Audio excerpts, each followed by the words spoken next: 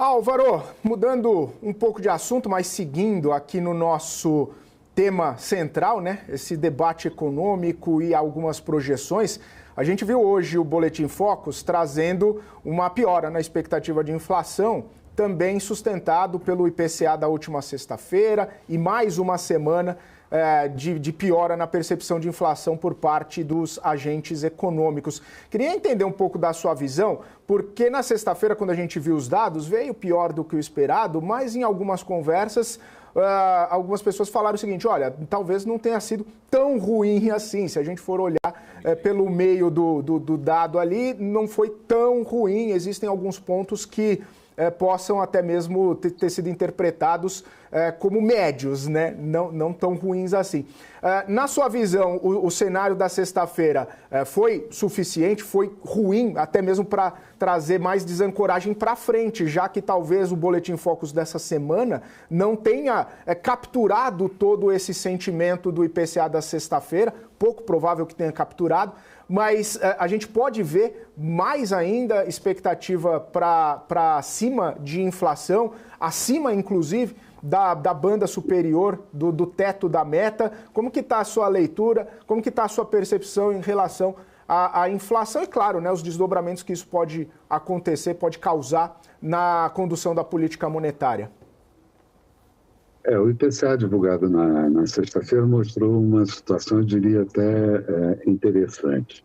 Na verdade, o índice de difusão caiu, mas a alta foi expressiva em alguns indicadores que reforçam a possibilidade da inflação voltar a alavancar, como gasolina, como tarifas de transporte, enfim.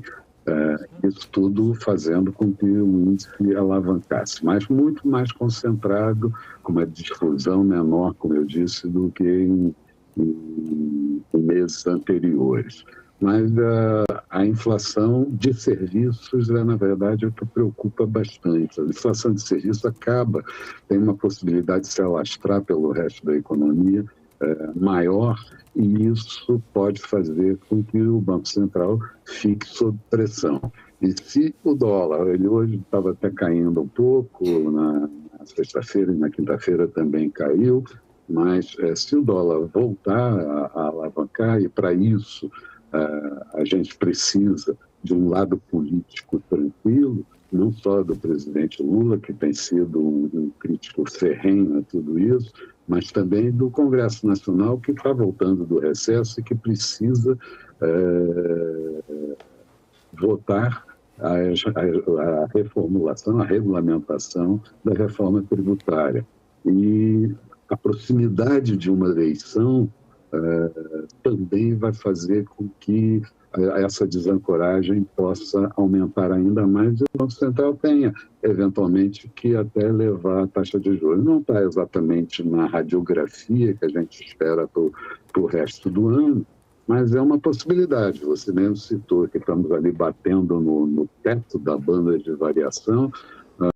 Muitas casas, muitas instituições já lidando com uma inflação prevista entre 4,2% e 4,5% desse ano de 2024, e deixa um ponto de interrogação com relação a 2025 também, já que nesse ano a gente pode até ter um certo equilíbrio do déficit fiscal por receitas não recorrentes, receitas que não vão acontecer em 2025, e que possam afetar ainda mais o ano de 2025, Felipe.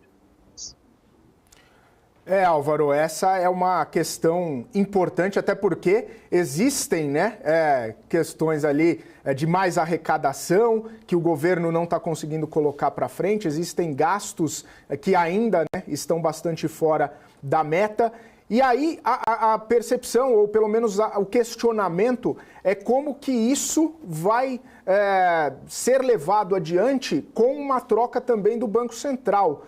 da presidência do Banco Central. Inclusive o próprio senador, né, da Comissão de Assuntos Econômicos, que é responsável ali por organizar a sabatina do próximo presidente, já falou, olha, é muito provável que seja o Galípolo, a gente já está esperando que seja o Galípolo. Essas declarações, Álvaro, elas colocam mais pressão ou menos pressão no governo? Porque o Galípolo é o sucessor natural, mas algumas ressalvas estavam sendo feitas ali nos bastidores por conta da condução dele na política monetária, até mesmo da proximidade às votações unânimes em relação à política monetária recentes aí, alinhadas talvez com o Campos Neto. Essas falas de senadores colocam pressão no governo, tiram pressão do governo para não indicar Galípolo. Como que está a sua percepção sobre esse assunto e essa sucessão no Banco Central? Pois é, eu só vou adicionar mais um condimento a isso, que é o Galípolo mudando um pouco a sua fala, né? Ele entrou com um viés mais governista, mais lulista, mais contrário ao que se fala hoje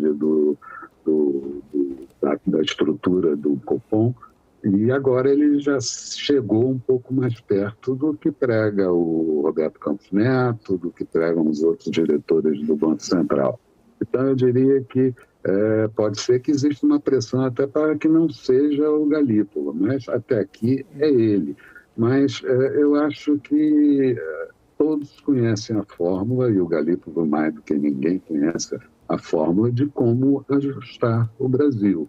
E não dá para ter taxa de juros no campo fictício, no campo irreal. Quer dizer, a função do Banco Central continua a ser proteger a moeda brasileira, diferente um pouco dos Estados Unidos, que também tem que olhar a economia e a taxa de desemprego, mas aqui ele tem que cumprir o seu primeiro mandato, que é manter a inflação estabilizada. O governo ele é um ponto no Conselho Monetário Nacional, Banco Central, mas o governo precisa fixar as metas. E a desancoragem parece que vai continuar. E se a desancoragem parece que vai continuar, as expectativas dos investidores aumentam. E é o que a gente tem visto, falando em 4,2% de inflação em 2024, falando em inflação de 4,5% em 2024, e essa situação traz uma pressão a mais ao governo. Os políticos, na verdade, querem recursos nesse momento para fazer face às eleições, ganharem face às eleições, e, portanto, o ajuste da economia deixa de ser importante para eles. Então, o governo vai ter que trabalhar muito o plano político para que nós não tenhamos a economia desandando nessas eleições que começam já na próxima sexta-feira, porque a propaganda começa sexta-feira, a propaganda eleitoral. Então, daqui para o final do ano, muita coisa que não seria de viés popular deixará de ser aprovada. E a gente precisa ser duro no trato da economia, a gente precisa ser duro com o déficit fiscal, a gente precisa ter taxas de juros que sejam, nesse momento, restritivas, continuar com taxas restritivas, para que a inflação não volte a representar um ponto de atrito muito forte e não volte a afetar tanto as classes menos favorecidas, que essas sim não conseguem se proteger de uma inflação. Ô Álvaro, o cenário econômico segue desafiador, né? Você trouxe aí